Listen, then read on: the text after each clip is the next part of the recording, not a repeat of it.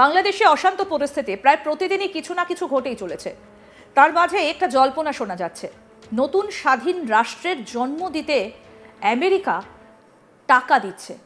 রীতিমতো লাখ টাকার প্রশ্ন। দক্ষিণ এশিয়ার ভূ রাজনীতিতে এই মুহূর্তে দাঁড়িয়ে একটা বড় ধরনের পালাবদল ঘটতে পারে। দক্ষিণ এশিয়ার ভূ রাজনীতির শাসন ভিত্তিক দাবার ছকে যুক্তরাষ্ট্র নতুন কৌশলগত পট পরিকল্পনা করছে।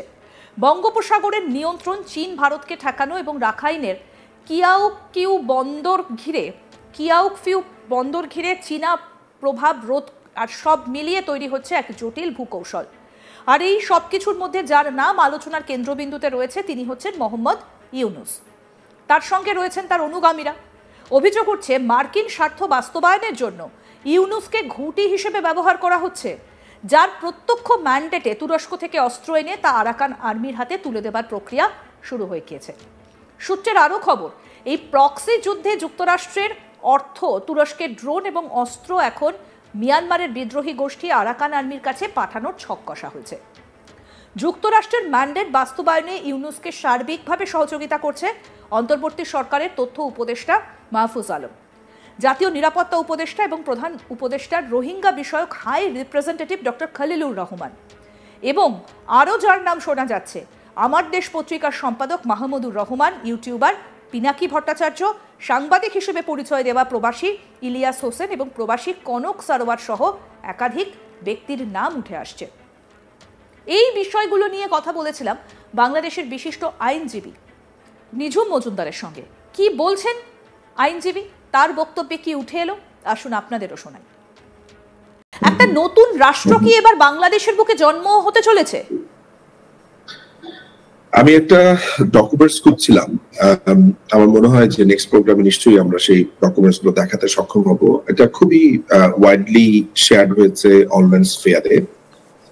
সেটা হচ্ছে 1970-তেই যখন আপনার ইলেকশন, ওই সময় পাকিস্তানের মানে অবিভক্ত পাকিস্তানে যখন আপনার ইলেকশনটা হচ্ছিল, সেই সময়টাতেই বঙ্গবন্ধু মুজিবুর রহমানকে, জাতির জনক বঙ্গবন্ধু শেখ মুজিবুর রহমানকে আপনার কিন্তু এই আমেরিকা নিক্সন প্রশাসন বারবারই বলেছিল যে সেন্ট মার্টিনে তার একটা বেস করতে চায় এবং বঙ্গবন্ধু রিফিউজ করেছে। সেই সংবাদটা কিন্তু একদম বড় পাতাতে, একদম 8 কলামে পুরো পাতা জুড়ে সেটা ছাপানো হয়েছে। মানে আমি এই তথ্যটা দিয়ে কেন শুরু করলাম আপনার প্রশ্ন উত্তরে, কারণ হচ্ছে যে একটা দীর্ঘ সময় ধরে তো এই জায়গাতে আমেরিকা বেস করতে চেয়েছে।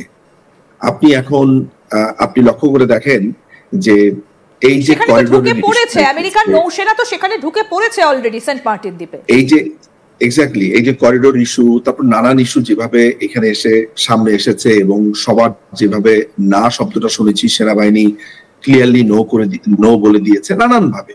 So ultimately end of the ডেতে টার্গেটটা কি? টার্গেটটা হচ্ছে বাংলাদেশের ভূমিকে তারা ব্যবহার করছে একটা প্রক্সি ওয়ারের জন্য।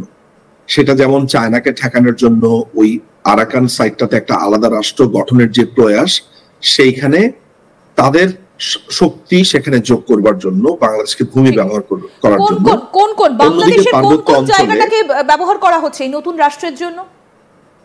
মানে করতে চাইছে আমেরিকা বাংলাদেশে পার্বত্য চট্টগ্রামের বান্দরবন, খাগড়াছড়ি এই জায়গাগুলোকে ব্যবহার করা হচ্ছে। অন্যদিকে আরাকান আপনার মিয়ানমারের এই অঞ্চলটাকে, নাফ নদীর এই উপকূলটাকে ব্যবহার করা হচ্ছে।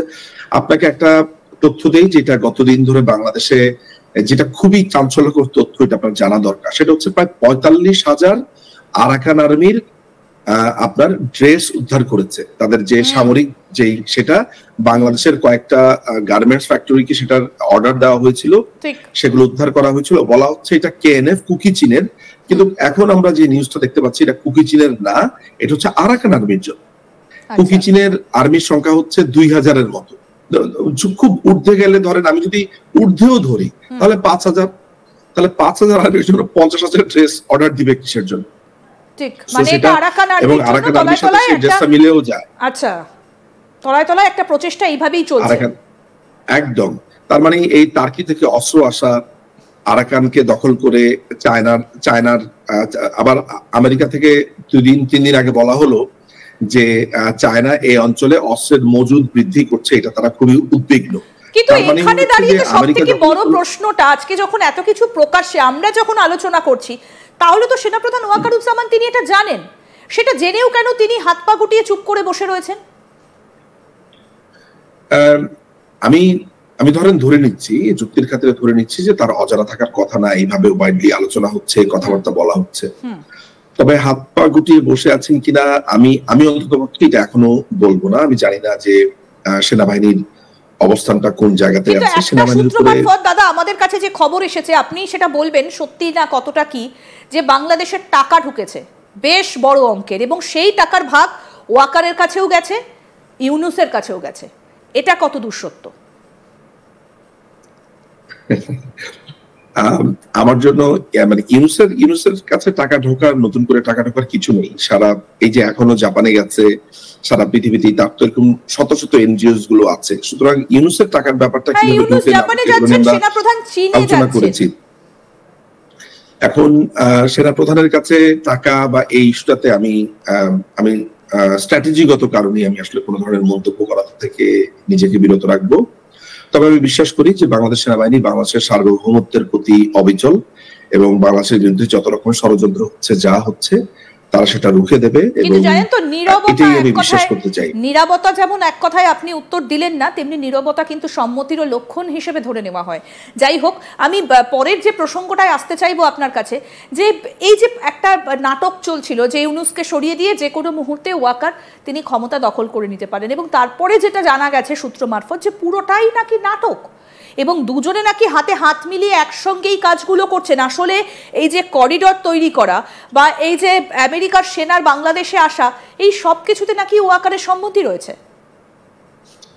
দেখেন, আপনি যেটা বললেন যে নীরবতা সম্মতির লক্ষণ না, আমি এই ক্ষেত্রে মনে করি যে আমি যেহেতু ভেরিফাইড না, আমি নিশ্চিত নই, ফলে আমি এখান থেকে চুপ থেকেছি।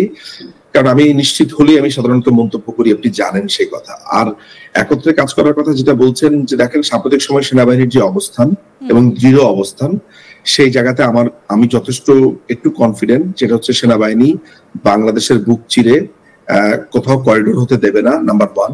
দ্বিতীয়ত, বাংলাদেশের মাটি যাতে ভারতের বিরুদ্ধে ব্যবহার করা না হয়, এবং ভারতের সাথে যে প্রক্সি ওয়ারের কথা আমরা বারবার বলছি, সেটি যাতে সফল না হতে পারে, এবং সেই ব্যাপারেও আমি খুবই আস্থা রাখতে চাই। সেনাবাহিনী বাংলাদেশের সার্বভৌমত্বের প্রতীক, এবং সারা পৃথিবীর সেনাবাহিনী তার নিজ নিজ দেশের সার্বভৌমত্বের প্রতীক। ওয়াকারের উপরে কি মানে ওয়াকারুজ্জামানের উপর আমার আস্থা রাখার একটা বড় কারণ হচ্ছে যে তার তরফ থেকে কিন্তু পরিষ্কার করে এটা বলা হয়েছে। এরপর আমরা লক্ষ্য করেছি তার সাথে অমুক নেতা দেখা করছে, জামাতের নেতা দেখা করছে, বিএনপি নেতা দেখা করছে। এতে অ্যাপারেন্টলি মনে হতে পারে যে আবার নতুন করে কোনো ধরনের কিছু হচ্ছে কিনা। আমার কাছে মনে হয় যে তাকে একটা কনভিন্স করবার প্রক্রিয়া চলছে, তাকে বোঝানোর একটা প্রক্রিয়া চলছে। কিন্তু আমি এটা এখন পর্যন্ত, আজকের দিন পর্যন্ত বিশ্বাস করি, আমি জানি না সামনের সময় কি হবে, আজকের দিন পর্যন্ত আমি বিশ্বাস করি যে বাংলাদেশ সেনাবাহিনী নিশ্চয়ই বাংলাদেশের ভূখণ্ডকে ভাঙতে দেবে না। আরো আপডেট পেতে দেখতে থাকুন আজ তাক বাংলা, সাবস্ক্রাইব করুন, নোটিফিকেশন পেতে বেল বাটন অপশন প্রেস করুন, হোয়াটসঅ্যাপেও ফলো করুন আজ তাক বাংলা।